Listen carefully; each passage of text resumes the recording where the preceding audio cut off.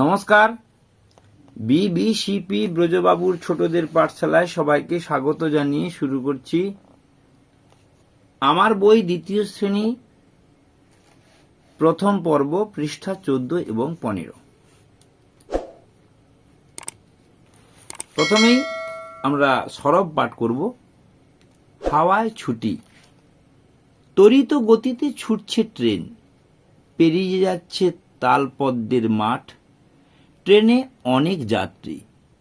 উত্থানবাবু তাঁর জিনিসপত্র যত্ন করে গুছিয়ে রাখছেন। ছোটার মজায় তিনিও আত্মহারা। মুখ বাড়িয়ে দেখছেন হাওয়ার সঙ্গে চাকার দৈরথ। দ্রিমি দ্রিমি আওয়াজে কাঁপে চারপাশ।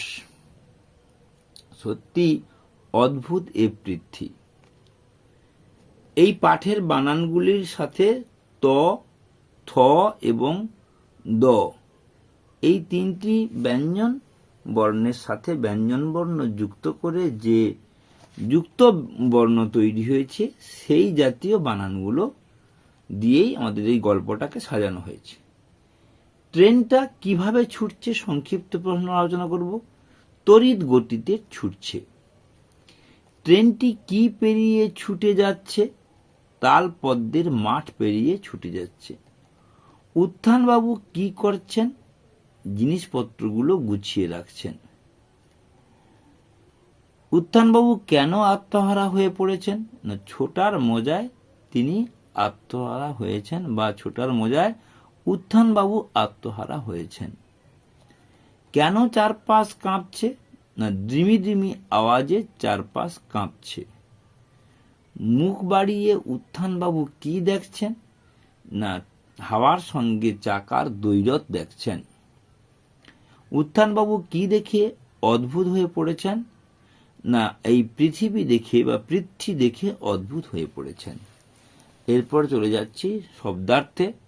তড়িৎ গতি অর্থাৎ দ্রুত গতি, যাত্রী, আরোহী, আত্মহারা, মেতে ওঠা, দৈরথ, দুজনের যুদ্ধ, পৃথ্বী, পৃথিবী, অদ্ভুত, মনোরম, তরা, তাড়াতাড়ি। ওর মতো লেখা আছে কিন্তু মাথায় মাত্রা দেওয়া আছে, তাই এটার নাম তয়ত, তযুক্ত ত। তয়ব, তযুক্ত ব। তয় দন্তনের মতো লেখা আছে কিন্তু এটা আসলে ম। তয়ম, তযুক্ত ম। তয়জ ফলা, তযুক্ত অন্তস্থ জ। আচ্ছা, এটা তয় থ। একটু তয়ের মতো লিখিয়ে আবার থয়ের মতো লেখাটাকে বলা হচ্ছে তয় থ। আচ্ছা, তয় দন্তন্য, থয় ব, এবং এর মতো লেখা আছে কিন্তু এটা আসলে তয় রফলা। তারপরে কি দয় ব, দ যুক্ত ব, দয় ভ, দ যুক্ত ভ, দয় রফলা, দ যুক্ত র।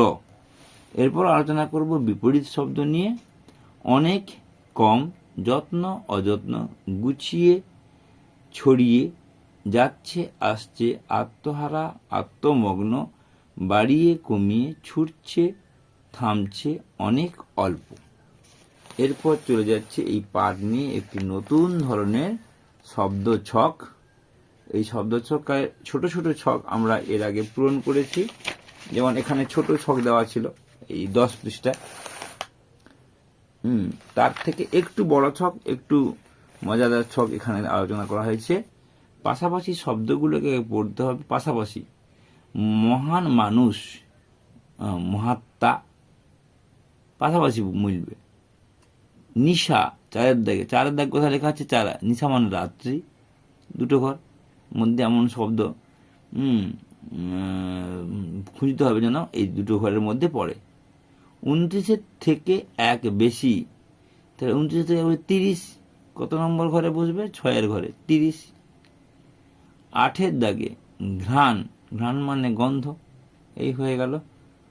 উপর নিচ, তাড়াতাড়ি, তাড়াতাড়ি একে তোরা, তাড়াতাড়ি মানে তোরা। মাতোয়ারা 3 দাগে মত্ত, মাতোয়ারা মানে মর্ত, মত্ত। 5 দাগে ছেড়ে দেওয়া, 5 দাগে ছেড়ে দেওয়া মানে ত্যাগ। মিত্রের বিপরীত শত্রু, মিত্রের বিপরীত শত্রু, তরফে তরফে।